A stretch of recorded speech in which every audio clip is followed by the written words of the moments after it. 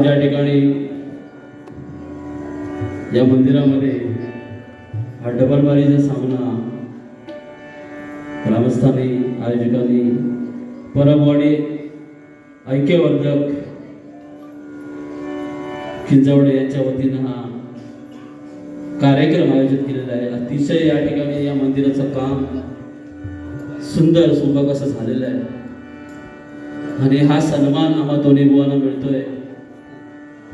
या मंदिरामध्ये या नवरात्र उत्सवामध्ये अनेक कार्यक्रमाचं नियोजन उत्तम पद्धतीने केलेलं आहे, नाही का? तर या ठिकाणी सुरुवात आमच्याकडे आहे, नाही का? पहिला मान आम्हाला मिळालेला आहे भजन। परमेश्वराला भजने म्हणजे भजन। मुखावाटे गायनातून भक्तीद्वारे, नाही का, गायन केलेलं नामस्मरण केलेलं म्हणजे भजन, नाही का? परंतु जे का अर्थ कळलं ते का कळलं ते का वळलं, जे का कळलं नाही ना बुवा तो म्हणता पेटव खदलं नाही।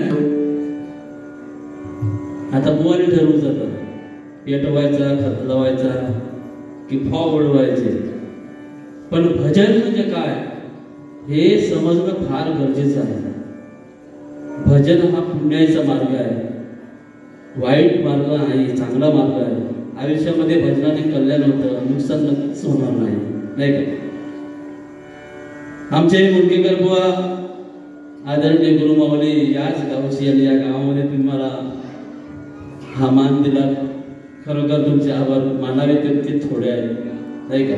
आमचे बुवा नेहमी म्हणायचे भजन म्हणजे व्यक्तिमुक्तीचं व्यसनमुक्तीचं साधन, भजन म्हणजे व्यसनमुक्तीचे साधन, नाही का?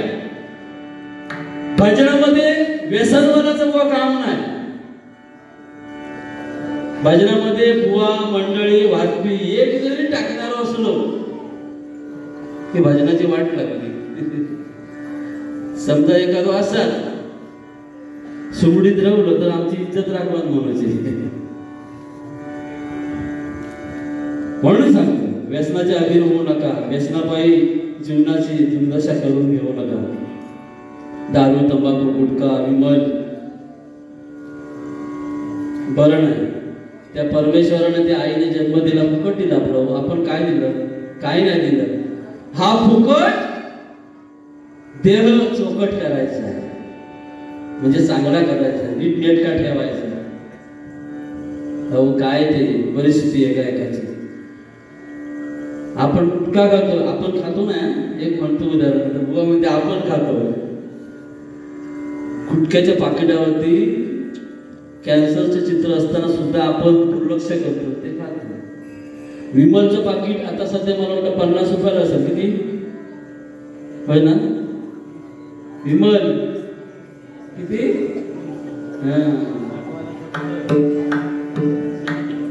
असा घेणार त्याच्यात परत टाकणार दुसरा असता असा अंदाज होतो।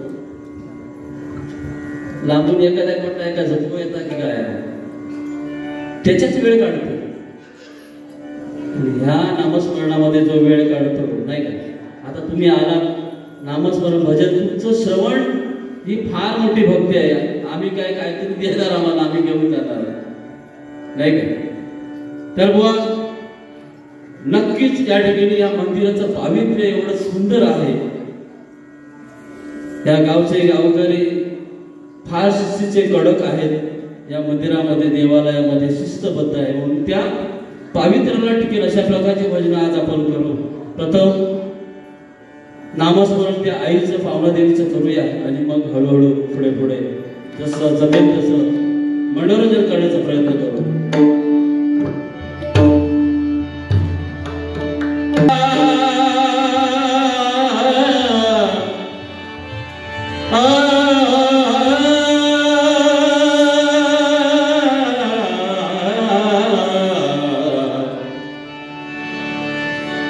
आरंभी वंदीन अयोध्येचा